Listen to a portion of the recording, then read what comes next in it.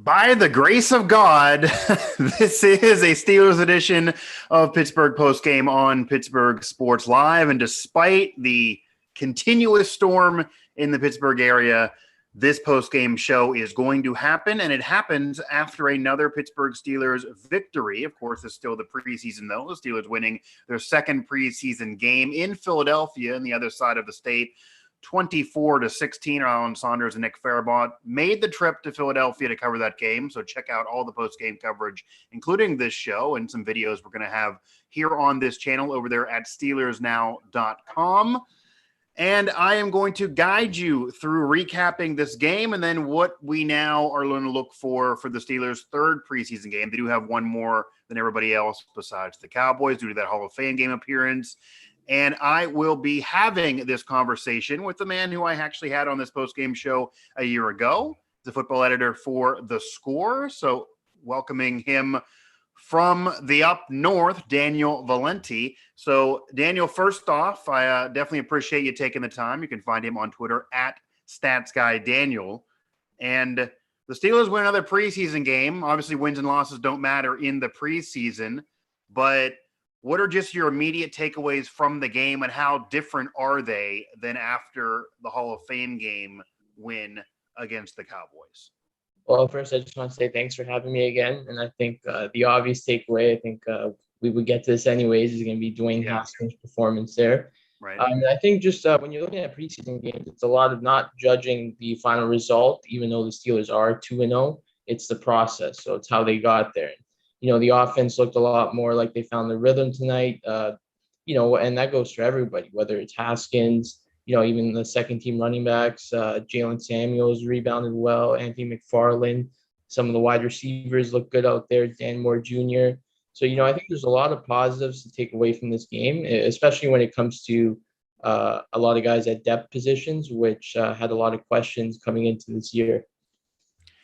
Absolutely. A lot of competition going into this offseason, into this training camp, and in this preseason for the Steelers. And I've talked about this on a myriad of shows, that this offseason provides more intrigue than most.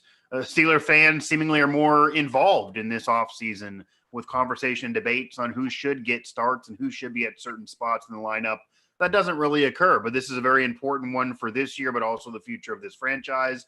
And obviously the most important competition, whether it's announced as one or not, it has been one. And Dwayne Haskins actually told us a week or so ago that if it's not really one, he's going to make it one. He didn't really emerge and make it one in the Hall of Fame game. He's been called Mr. Checkdown by Mike Tomlin in training camp. That's not really a compliment, and he was Mr. Checkdown against the Cowboys. Not the case, though, here against the Eagles, as Mason Rudolph completes passes, doesn't really make any mistakes, just gives you the, game managing type of offense where they don't actually end up scoring. There were some holding calls that hurt him. But Dwayne Haskins able to open things up for the offense, able to take command of the offense. We don't see the checkdowns. We see big plays. We see the offense move and get into the end zone. So it does certainly feel like he took the edge in this second preseason game, kind of emerged as maybe now a frontrunner over Mason Rudolph.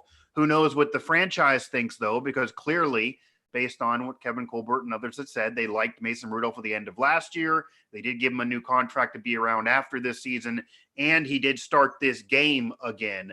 But what did you exactly see from Mason Rudolph and Dwayne Haskins in this game against the Eagles that for you separates Haskins? Because clearly that's where everyone's head is at. But getting into the nitty-gritty, what actually was the difference right now? Well, I think Haskins definitely put the pressure back on Rudolph now, where he's going to have to respond. And it's kind of an unfortunate situation, because even for Rudolph, he really did nothing wrong. He had a couple holding calls, ruined some drives that we really didn't get to see finish, like you're saying. But it was just, I think more so that just Haskins looked comfortable. He had that very, very early errant throw there to McCoy, I believe. And after that, he batted along almost, I want to say at least 10 straight completions. And then he got into a rhythm. And I think that's what, especially for myself, that's what I was looking for, where this is a guy who's coming from Washington, kind of lost his confidence last year. Would he be able to get into that rhythm and find himself, start leading drives? And he did. He showed that tonight. And I think it's just the poise. Rudolph, we've seen 3 years out of him so far. You kind of know who he is at this point. Haskins, future first round pick. It can be Mr. Checkdown at times, but he does have an arm. He made some nice throws tonight. And I just believe he gives you more of a higher ceiling. So there's more to want to get excited about when you're watching Dwayne Haskins play. And I think we saw a bit of that tonight. We did, but of course you don't know what we're going to see into the future, and nobody's locked anything up. Obviously, it's pretty clear that Dwayne Haskins had more to prove to the Steelers than Mason Rudolph, and the Steelers have made it clear that if they have to go into next season with Mason Rudolph, it's not the end of the world. They do feel comfortable with him. And he did look good against Cleveland at the end of last year. Him and Duck did lead them to what would have been a 7th seed in the postseason and would have got in with the current format. They missed out by a game 2 years ago. So to be fair to him, that's the situation, but there does feel like there's a ceiling for Mason Rudolph. And Dwayne Haskins has always had that talent edge by having been a first-round pick, by his success in college, by the pedigree. We also saw him scramble out there, extend plays, look kind of poised in the pocket. So I've just been looking for kind of fans to evaluate this fairly and objectively. It has not really been the case. Been a lot of Mason Rudolph hate, even after last week where they kind of both were even in a dead heat. But now it certainly feels like Haskins is playing better. Mason Rudolph also has struggled in camp a little bit to this point. Now, does this now mean for you? I guess I'll get your thoughts and then what you think the Steelers are going to do, because it feels like there's an obvious answer here. But going into the third preseason game, if this is truly a competition, this now will really be clear. It feels like to me Dwayne Haskins has to start this third preseason game, and if he does not, then maybe Mason Rudolph had such a far lead that there might not have been an opportunity to budge in there. Is that the case for you? Does Dwayne Haskins have to start this third preseason game, and do you think he's going to? If I was the one calling the shots, I definitely would have Haskins out there for game 3. But, I wouldn't be surprised. I think there's a path for the Steelers to still start Mason Rudolph. And even if Haskins does, let's say, start game 3, that doesn't necessarily mean he's leapfrogged Rudolph for the spot, but I think he's earned the shot to, prove it against whether it's first team or second team defense, whoever the Lions are out there in the third game. And just, we've seen him get it done now against third and fourth team defenses. So the only question left to answer is, okay, how does he look against increased competition? And because it is kind of like an unlevel playing field, to be fair, that Rudolph is going out there against first or second team defenses, and Haskins gets, he follows that up, and he looked good tonight. So I think logically, I would, give Haskins that shot, but I can also see a path for the Steelers. Don't do that. Maybe they stick with the schedule and just based off training camp because, they do have confidence in Mason Rudolph. It's been proven. The extension proves that, he's always the next man up if anything were to happen in the bench. So there is that divide between, fans or Twitter and, how the Steelers think, like you're saying. So you're saying that Twitter doesn't really have the pulse on what the Steelers are going to do like they think. It's a shocking development here on this postgame show. Of course, is a Steelers edition of Pittsburgh Postgame here on PSL. I see some of you in the chat. Hit that subscribe button to kind of recap the chat here. Daniel Valente of The Score joining me here. Of course, I am your host, Mike Asti. And we're seeing a lot of Mason is fine, but Haskins has a higher ceiling. I think that is clear. I think that is the case. I think even the Steelers know that in their heart of hearts. That's why they brought Haskins in. It's a low rent, low risk, high reward situation. They're not giving much up. And of course, part of the risk was not only on the field, but off the field. Part of his issue with the Washington football team was getting into it with coaches. They're concerned about off the field. It's rare for a team to give up on a first-round pick like that early in the tenure. So other things were going on. We haven't heard any of that to this point. He does seem like he's about business, which is what you want. But as you're alluding to, and fans want to ignore, Kevin Colbert's not lying. Everything he said has come to fruition. He said that they believe in Mason Rudolph, and he has progressed, and then the next day gave him a contract extension.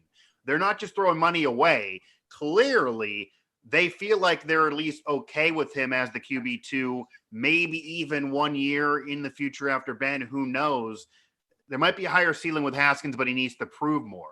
So I would certainly start him the third preseason game. I might have started him in this game, honestly, even though I didn't think he played well enough against Dallas. Thought they were kind of even, but I might have started him in this game just to make it a fair competition if it really is one. If he doesn't start the third game, especially with Ben probably getting the nod in the fourth since it's a new offense and that's just ceremonially what he does, then it does feel like that maybe Dobbs certainly didn't impress in this game with a couple picks despite playing well against Dallas. Maybe he's just kind of odd man out, or who knows who they're going to try to trade or move anybody. Maybe they're showcasing Mason for a trade.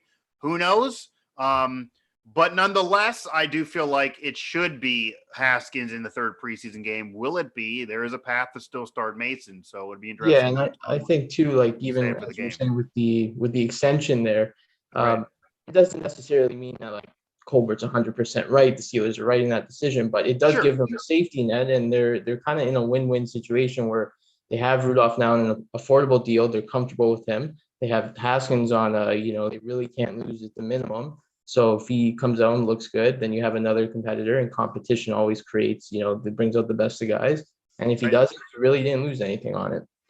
Right, and that's exactly the situation. Low risk, high reward with Dwayne Haskins. Right now, he's playing himself into making this a competition. We will see if it really is one, though, and we will see what happens in the third preseason game, that one being at home at Heinz Field, so also adds some comfortability and familiarity for the players, and it also is not only just facing the first-team defense, but doing it with the first-team offensive players and the ones out there as much as they're going to play in the preseason, I think also would make it a fair competition. But again, we've seen Mason have games where he wasn't necessarily setting the world on fire and then turn around and be okay. And it's not like he played poorly. So to be fair to Mason Rudolph, he certainly played well and then just didn't get him in the end zone because the offensive line kind of screwed him. They did kind of play better for Haskins. So you just don't know. They both have kind of had their issues because that was argued after the Dallas game that Haskins could have played better if it wasn't for some bad calls and mistakes and the receivers didn't play well for him. If you're going to argue that in the Dallas game, you could argue the offensive line screwed Mason Rudolph here against the Eagles. So we will see moving forward here. But another thing we got to bring up here, and this could honestly have been the headline, but Haskins played so well I switched it. And this is not what the Steelers did in the game, but what the Steelers did prior to the game, and then the official move being announced in the game, and that is linebacker depth, inside linebacker depth, making a trade with the Jacksonville Jaguars, bringing in Schobert. His success, he has a resume that certainly commands him to be a starter. He certainly could be a starter, certainly potentially could bump Spillane out there, despite him playing serviceable last year. Devin Bush, certainly the guy that they drafted. You trade up to get him. He certainly is, you would figure, to be part of the future of the franchise. The offseason he's had has been a bit bizarre, to say the least, but they're certainly not giving up on him. But what are your thoughts on this trade by the Steelers? And what are your thoughts on this trade after this game? Because it was interesting that they didn't know this happened on the field, but the linebackers didn't really impress in this game. Yeah. It almost made it pretty evident they need this help. And the Steelers bring somebody in who has a veteran presence and could immediately be a starter and potentially have a Pro Bowl year. So a surprising move, but it seems like a solid one for the Steelers. I think this is a well-needed addition. I think the Colbert had to make a move here, just even basing off what we saw tonight and what we saw against Dallas there, where Spillane really struggled. And he just really hasn't taken a grip of that linebacker 2 job. He's had it practically like almost handed to him, where first they cut Vince Williams, then they brought him back, and then Vince retired. And, it's like it's right here on the silver platter for you. And he's just struggled in coverage. He had a good year last year. Whether he's I think he's probably more comfortable a guy who in short spurts. You see him on special teams against the run.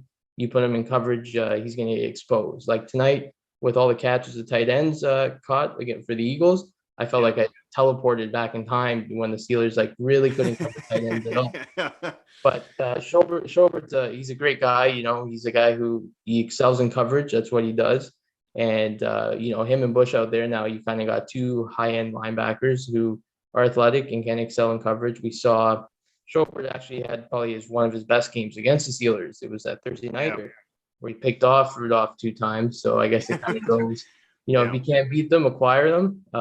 But he's got a hefty contract, but hopefully Jacksonville, I saw some rumblings that they're probably pitching in a bit, but I think he's well worth the price, and it's a solid move by the Steelers here to address a position that really could have needed some boost. It also shows that they're in win now mode. I mean, again, Yeah. I'm not picking them to win a Super Bowl here, but they are in win now mode. They're trying to do it, and Ben Roethlisberger came back for a reason, made those concessions for a reason. So we're talking so much, and everyone's talking so much, and headlining shows about the QB2 situation. It's QB2. It's not QB1. If either one, Mason Rudolph or Dwayne Haskins, is starting significant games this year, these moves this season probably not going the way they would want. Yeah. And Ben certainly probably would regret coming back. So Ben Roethlisberger is the starter for better or worse, and certainly puttered away at the end of last season. But the Steelers haven't been able to show what he potentially can do. And that'll be interesting if you maybe see him a quarter or more, or what you do see from him in that fourth preseason game, because we haven't seen much in training camp either. And this offense, clearly, everybody knows this, is light years different than what he's dealt with his entire career. This isn't like Brady even learning the Bucs offense, or when Favre went to Minnesota after so many years with the Packers and the Jets. Those offenses were similar a little bit. They kind of did similar things for those quarterbacks, even with new destinations. This is totally new. This is going from arithmetic to algebra, and we're not really seeing it yet on the field, so we don't know. But that's really the unknown, aside from the quarterback two battle. But tremendous depth added for the defense and for linebackers, which again was a concern coming from this game. Despite the victory, the secondary causing some turnovers, the linebackers certainly looked like maybe they weren't at their best in this game. Thoughts on the rest of this game, though? Anything else you saw besides the QB battle, besides the defense, beside the linebacker battle? Anything else in terms of Anthony McFarland getting himself in the end zone? Looks like he's shown a little bit of his burst. Jalen Samuels actually had a solid game, even though I don't know what that means, but he's certainly making everybody aware that he's still out there. But what are your other takeaways from this game in particular, and how will that segue into what you want to see going into the Lions preseason game? I think another guy that we have to mention here is Jameer Jones, outside linebacker. I think he had a terrific game. He had a static pressure on the interception there, and he's really making a solid case that he's got to be on the roster. And I think he's a guy who is going to end up making the 53 just because he's going to play his way onto the roster. Right. And so whether it's going to be, Watt when eventually he signs, Highsmith, Ingram, and then you're looking at Jones, Quincy Roche. I could see this team holding 5 linebackers. I think his performance is making it well known. And then, like you're saying too, the running backs. Yeah, it was, McFarland looks like he's really taken a considerable jump from year 1 to year 2. Last year, I think we saw he struggled with, a little bit of processing and just, matching the speed of the NFL, trying to get up to tune. But it looks like he's kind of, made that transition now in year 2, which is something we've seen from running backs to the Steelers before, where year 2 seems to be that big year for them. And even, going back to the wide receivers, Cody White there looked good. Rico Bussey looked good. So it's there's a lot of competition for those spots on the outside of the bubble, the roster bubble. Right. And that's definitely something that I'm looking forward to for game number 3. Yeah, Enrico Buzzi is going to have to be able to perform in special teams as well to make this roster, and that was made clear right away. He even admitted that. And Tomlin even said that, and rarely does he let that out of the bag. So, yeah, he made some catches, but he's going to have to certainly perform in special teams. This is a very, very deep wide receiver group, so much so that James Washington, after the game where he had that errant ball thrown to him, and then he's been hurt since, asking to potentially be out. That was at least the rumor at the time, and certainly underutilized and certainly very, very talented, and would probably at least be a number 2 on most other teams in the league, or at least get that shot.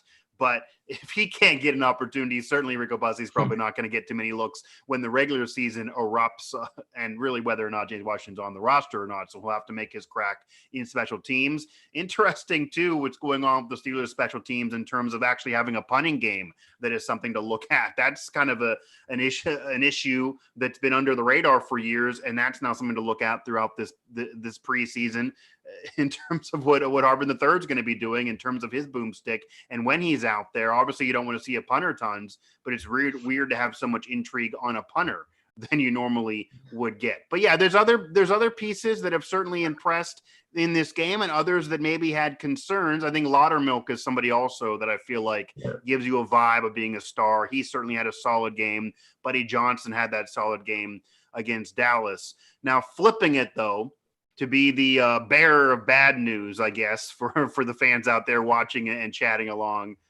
Who did you watch in this game against the Eagles, or who have you been watching now 2 games in and throughout the offseason, and you're not liking what you're seeing? You feel like this player is struggling, a negative aspect of this team that you are still concerned about despite winning these preseason games? Spillane's one that I already mentioned, but I think even behind them, Gilbert really hasn't been up to form, which I think is the predecessor for why they ended up trading for Schobert. Dan Moore looked good, but it also, Chuck Secor looked kind of shaky tonight. He had that one pressure given up against Sweat there. Right. And I think just the offensive line is going to be some major question marks where if, let's say, Okorafor or whoever it is on the outside tackles there, whether it's him or Banner, they start struggling, how fast or do the Steelers make a move? So, because here's the thing, when you have a team like this that is very young and there's a lot of positions up for grabs, whether they're at starters or depth, there's hungry guys who want to take those spots. And Corford, he played last season, but he really hasn't shown that he has that spot locked. And he lost the job before last season. He played last season. Banner got hurt in game 1 against the Giants. If it wasn't for Banner's injury, how much does Chuck's play? Yeah. What did we see from Banner last year? Banner beat him out fair and square last year. So it's not even like that's one thing I've just been watching this preseason. To be honest, it's been a lingering concern that I've had all offseason. I think we even saw Kendrick Green get walked back into the pocket on one occasion. But, so the offensive line is definitely one position I'm watching closely just to see where those battles shake out. But I think, I've seen it rumbling on Twitter about Kevin Dodson be on the second team, which, is concerning, but he has been injured, and I would expect him to be out there with the first team when the regular season starts. Daniel Valente of The Score joining me here on the Steelers edition of Pittsburgh Postgame on Pittsburgh Sports Live. Again, head over to Steelers Now for all our postgame coverage of the Steelers' second preseason game. This one a victory over the Philadelphia Eagles. They're 2-0 in the preseason for whatever that may mean to you, but it's all about evaluating the individuals and tons of these battles. Haskins certainly looking better than Rudolph after kind of a dead heat in the first preseason game. We'll see what that will mean to see who starts and what that all means for that game against the Detroit Lions. Now, going to the secondary a little bit, because we can talk offensive line all day, and certainly that's a question mark. There's question marks or injury concerns with the entire offensive line. There's youth question marks and injury concerns, and Zach Banner arguably is maybe the only guy that there could be some confidence in just because he beat somebody out in camp last year. He's a veteran. He played well briefly in the quarter and a half one in there last year, and then he got hurt. So there's nothing really to say he's bad. Others we've actually have filmed to say they're playing poorly. We can't actually criticize Banner until he actually gets on the field, but certainly being brought along very slowly. But the other side of the ball and the other aspect of this team that is heavily scrutinized, and I think there's some concern, is the secondary, a part of the defense. So the Steelers trade for depth. They add a linebacker. They're kind of correcting the linebacker depth, certainly on the inside. But on the secondary, Justin Lane looked weak in that game against Dallas. Yes, they caused some fits in this game against Philadelphia and created some turnovers. Do you feel better about the secondary now? Do you still have the same concerns? What are your thoughts on the Steelers secondary headed into the year? Because Joe Hayden's going to be relied on to do a lot more, still looking for a new contract, but he's older. How much can he give? Can he be healthy enough? And if Justin Lane's relied on to do a lot, that's a big concern. And then where do you play Cam Sutton now with Mike Hilton gone? It's secondary is definitely shaky. I think that's the one word I would use to describe it. Even if Joe Hayden, let's say he gives you a solid season, because I think that's what we'll get out of him. But everything beyond that seems also up in the air. Cam Sutton really didn't have a great game tonight, but it's one game, and I'm not gonna hold that over him. It happens. Sure, it is the preseason. Proved his worth. I think with him, it's just is he gonna stay on the outside, or are they gonna have to eventually move him inside, because that nickel spot also seems like it's also up for grabs between Millette, Brooks, et cetera, et cetera. And then, James, there's Pierre there who looks good. Lane had an interception tonight, but again, not a guy that I have a whole lot of confidence on. If he does have to go stick outside against, we're talking about top tier receivers now, not, 13 guys, 14 guys. So the secondary, if I had to give it a scale of 1 to 10, my confidence outside of Joe Hayden, specifically the cornerback group, probably a 5. And I just think it's one of those things that, they're all going to get tossed to the fire, and we're just going to see who ends up coming out of it. And as much as I like Joe Hayden. And again, I'm not trying to root for anybody here covering the team, but it's hard not to root for Joe Hayden, just such a nice guy. Yeah. And he's been around a while. And then to see him not get that playoff opportunity last year, you want to root for him to get another shot there with COVID stealing away last season and all those years dealing with the Browns when they were really, really bad. And at that time being an elite corner. But some concerns, while he could give you serviceable play and certainly big plays, I don't know as if I'm as confident as you that he's going to be able to stay healthy enough or play long enough throughout the season to be so relied on. He's relied on more this year than last year. Going into this year, he's being relied on more than he was going into last year, which is not really what you want as a player gets older, but that's just kind of how it's shaking out with Hilton gone and wherever you're going to play Sutton. And then, of course, Justin Lane does not seem to be somebody the Steelers can rely on, does not seem to be that flyer in the third round. It seems like he is struggling. So what's going to happen with that secondary could collapse, whatever happens with the linebackers. I mean, these teams could be throwing like crazy against the Steelers like they were years ago and tire out the entire D-line and linebackers, and we'll see how many turnovers can be generated. Now, before we wrap things up, because this is a story that's also, I guess, around Twitter, but it's an off-season talking point now, and it wasn't really about the game because he didn't obviously play in the game, and he actually hasn't been practicing for a while, and that's TJ Watt. Rumors that maybe he wants $100 million, that he's not going to practice until he makes this contract happen. That has not been confirmed, but that's certainly in the rumor mill right now. He's not creating the drama, and he's not going crazy on social media like, say, other former Steelers have had in this situation. But do you have a level of concern with any of these reports that he might be pricing himself out of the Steelers? And if he does receive those contract numbers, that hurts this team long term. What are your thoughts on this TJ Watt situation? How long can this linger and not be a concern? Because now we're in the third preseason game and we're seeing less and less of TJ. Sitting right here today, I would say no concern, but even the $100 million rumor there on Twitter that he's looking for $100 million guaranteed, that shouldn't really come as a surprise to the Steelers either. No. Even going back to last year, we saw Joey Bosa, his total guarantees were over $100 million. Myles Garrett, his total guarantees were over $100 million.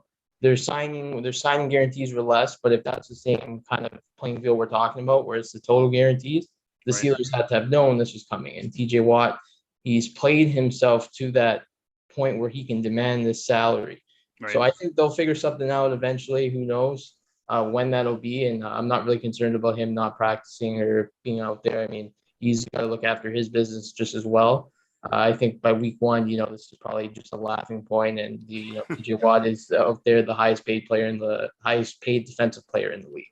Yeah, when you're vying for the Defensive Player of the Year award, even though you don't win it, and it does seem like it's inevitable for him to eventually win, you're going to want to price yourselves, and it's the same thing for you and I. If we're looking for a job and we see somebody who we feel has less on their resume, is not as good as us, and is getting $100 grand a year, we're going to say, well, hey, I want 110 grand a year. Yeah. So he's saying the same thing, but putting millions on it. So it's kind of to try to compare with the average man versus the NFL player and professional athlete. And when you see what Myles Garrett got on the guarantee, of course, he's going to try to line up to that same level. Steelers don't normally give tons of the guarantee. They don't normally go in this neighborhood of the guarantee. That's why there is, I think, some concern. This would be record setting for the Steelers. They had to maybe know this is happening, but they maybe were hoping it wouldn't get to 100, wouldn't get to that level. And we don't have a confirmation. There are just rumors on Twitter, but also by some media colleagues of mine, Andrew Filipponi of The Fan, dropping that bomb that maybe that is the report. We don't know if it's true, but hey, it could be believable, as you're saying, that if you're his agent, you might be saying, hey, this is maybe what you should at least start at and fall back lower, but this is what you reasonably should be asking for. So we will see. Certainly, and Art Rooney II made this clear. TJ Watt's the number one priority. Even above worrying about Ben if he wants to play another year, and if somehow Ben has a great season, that's not a concern. TJ's the concern. Joe Hayden can talk about all he wants about finishing his career with the Steelers. That's probably unlikely because, again, TJ is the concern. Juju on a 1 year, he's probably not likely back, but that's not a concern. TJ Watt is the concern for the Steelers, and then everyone's just going to have to fall in line for the future from there. But it is an underrated story because there are so many position battles I almost feel like that if it was not for Haskins versus Rudolph and seeing Najee Harris and seeing if Anthony McFarland's going to be there and get more time and if Jalen Samuel's going to stay on the roster, Buzzy's going to stay on this team, what's going to happen with special teams, the linebackers, the offensive line, the secondary, etc. This would be more talked about probably with other franchises, but it's floating a little under the radar. Media's trying to fuel it a little bit because of so much else going on. So we were able to actually just talk legit football for the first 25 minutes of the show. So I'm kind of proud of us there. We had a game to discuss. And then I had to get into that news story there at the tail end. But the Steelers win on the field as well as really winning off the field, which will help on the field with a major trade that adds depth to this team, bringing in somebody that certainly could be a Pro Bowl backer for the Pittsburgh Steelers prior to the game. And then that leads into a victory over the Philadelphia Eagles as they're now 2-0 in the preseason. Daniel, I definitely appreciate the time, man. We'll have to have you on at some point during the regular season and into more post-game shows here. It's always a blast, man. Thanks for having me again. No problem. So again, Daniel Valente of The Score. You can find him at Stats Guy Daniel. And again, the Pittsburgh Steelers get a victory, winning it 24-16 over the Philadelphia Eagles as they pick up their second win of the preseason, now moving to 2-0 on the preseason. And again, wins don't matter, but you'd rather win than lose them. It's really about how this team looked and how these players looked. Obviously, Haskins, to me, has the edge now over Rudolph. And I've always wanted you guys just to evaluate this fairly. I agreed with you that Haskins had the talent edge and should win this job. But I also said the Steelers liked Rudolph, didn't hate Rudolph, were okay with Rudolph, were comfortable with Rudolph, as some of you in the chat have said, and they weren't going to force the hand. Haskins was going to have to win the job, was going to have to prove it on the field, especially after his poor go of it on and off the field with the Washington football team. So despite being a first-round pick and Rudolph not being so, despite having the talent edge over Rudolph, he was going to have to prove more than Rudolph, and he did play significantly better than Rudolph now. However, again, to be fair, Rudolph dealt with a worse offensive line performance. Again, didn't play poorly necessarily. So he actually was still completing passes, playing efficient football, just didn't have the big plays of Haskins. We finally now see those. No longer Mr. Checkdown. We now see big plays from Haskins that we did see from Rudolph the week earlier. I think Haskins has the edge. I think Haskins has to start in the third preseason game. We'll see if it happens or not. If it does not, I'm tempted to believe that Rudolph has this backup job secured no matter what occurs, and that this was kind of low risk, high reward, but maybe Haskins didn't do enough. He's not looked great in camp from when he looked immediately, but you got to figure this performance earns him more time. You got to figure this performance gets in Tomlin's head, and you got to figure that this performance potentially earns him a start against Detroit back at Heinz Field, getting a preseason game at home, because one of their two home games this preseason was in Canton, Ohio, and I was down there for the Pro Football Hall of Fame ceremonies. Not really a home game, though, even though 2 hours away and a lot of terrible towels were there. This will now be their first and only preseason game at home. We'll see what Haskins does with that crowd. And if he does actually start, or even if he doesn't, who plays better, because that'll be a big deal, obviously, with the regular starters likely seeing time in that fourth game. The Steelers add linebacker depth. That's a major move. That's more of a win on the night than even winning the game. The rest of it, kind of what you figured. We need Najee to probably stop hurdling people and going all out, because obviously if the Steelers have him get hurt, then this is all for naught, as he's the only thing that really can pick up this offensive line that certainly has looked porous to this point. The defense also still a concern, despite creating and making plays and causing turnovers, sacks and picks. It's what they did the last couple of years, but that wasn't enough overall for the team. And they played okay still. They're holding teams. They only held the Cowboys to 3 points last week. It's not like the Eagles dominated, but it was Flacco. So again, we'll see a lot of question marks, a lot of still concern. Linebackers didn't look good. Yeah, Schobert's there now, but others need to look better as well. Certainly Spillane now has potentially his spot in jeopardy. A lot of questions still out there as the Steelers head to that third preseason game against the Detroit Lions at home at Heinz Field. A lot of questions still linger, a lot of unknown out there, but still a lot in the conversation. And TJ Watt's still lingering out there too, not seeing him on the field as we're potentially waiting for that contract bomb to drop, that Woj bomb or Schefter bomb to drop whenever that would occur. If not, and if that lingers, that'll be something to cover to say the very least. Thanks to everybody in the chat. Thanks to Daniel Valente of The Score for joining me. We'll definitely have him back on one of these regular season post-game shows. We'll see how the schedule lines up. Did have him on last year, so another quality program with him. Head over to Steelers Now for all our post-game coverage, as well as where this show will eventually live. Make sure to hit that subscribe button, bottom of the video. It'll help us get all of our content to you throughout any of our sites on this network, and of course, any of the videos on this channel when they are released, or when we go live, like these post-game shows, you'll get a notification, which is probably why these chatters are here. So there's a reason to subscribe. Thanks to our sponsors, it is free to do so. And of course, follow us on Twitter at PGH Steelers Now and at PGH Sports Live. For Daniel Valente of The Score, for all of us at Pittsburgh Sports Live and Steelers Now, I'm your host, as always, Mike Asti. Haskins wins. The Steelers win. Kevin Colbert gets the win. It's the preseason. I don't know how much that all matters, but certainly it'll matter much more as we progress, continuing on the offseason towards the regular season. But the big winners of the night, Dwayne Haskins and Kevin Colbert as GM. Two big W's, meaning much more than that victory on the field on this night.